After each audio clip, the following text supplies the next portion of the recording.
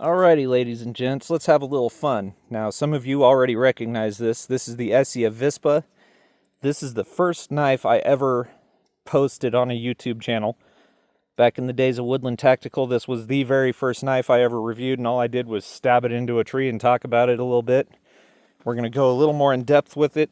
Now, this one just came in as I was leaving today, but because I've owned them before, I know exactly what it's going to be like.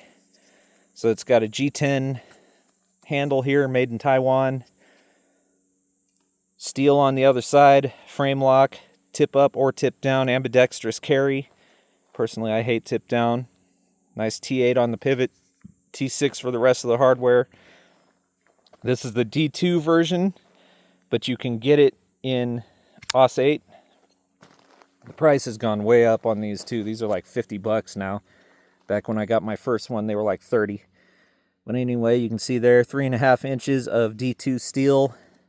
Plenty of real estate for my big old hand, but if you have an even bigger hand, you're not going to have any room. Unless you choke up here, and you do have a nice spot to choke up. Got a 90-degree spine on this. Now this is a collaboration between Esee and Blue Ridge Knives. Get lost, mosquito. There you go, Avispa, which means wasp. You can see there, Taiwan, D2, all that stuff. Model number if you want that. Drop point, full flat grind. Now this D2 I believe is in the high 50s as far as heat treat goes. Now it's pretty thin, compared to my preferred wilderness blade here. You got the Benchmade Adamas for comparison. You can see it's a little smaller than the Adamas. Whole lot thinner, both in blade stock and handle. Still a decent little EDC blade. Let's take it over here to the wood and put some scratches in that nice paint job, shall we?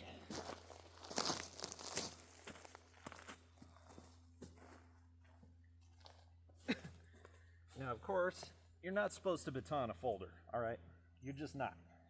However, I'm going to, because the ultralight backpackers out there who only carry a pocket knife are likely to have to do so if their hike goes wrong. So I'm just going to gently tap this down through this wood here.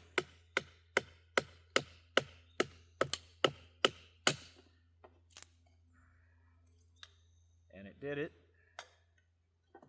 Left a lot of the paint there. No up and down, no side to side. Did create a little bit of lock stick, which again, you're not supposed to do that with a folder with the lock deployed. You're supposed to, if you have to baton your folder, you should do it like this. And I'll go ahead and do that just as a demo, and then maybe I'll do a video at a later time with that. But then you have the chance of that happening when you're just getting the knife started.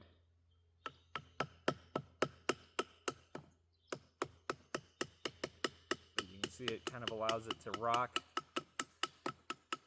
and you can do it that way. So anyway, there's that.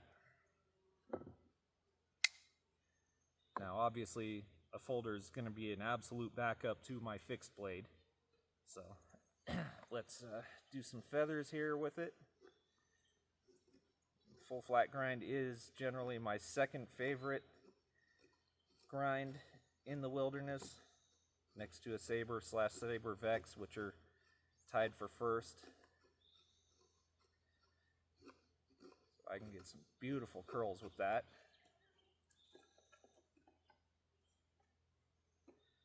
Now let's pop her in for a notch. And this thing will sail through cardboard and rubber mats, hoses, that kind of stuff. If you're using it for EDC shop work stuff, this thing will absolutely dominate those tasks with ease. But again, I am a wilderness-based channel, so while I can tell you how a blade performs doing that, because I do use my blades in that way, I am only going to show usually the wilderness aspect here on my channel. So let's do this. Doesn't penetrate very well because the style of point it is. And it hurts like a mother on the pinky to do this. And I mean, I'm not an office worker. I am a blue collar worker, and that caused some lock stick again. But again, no blade play, lock rock, any of that. So let me bring this forward. Give you a look at it here. There's your 2 notches. There's your feather stick. Here's your knife. So the edge is no worse for wear here. The coating, however, has already started to come off because the coating on these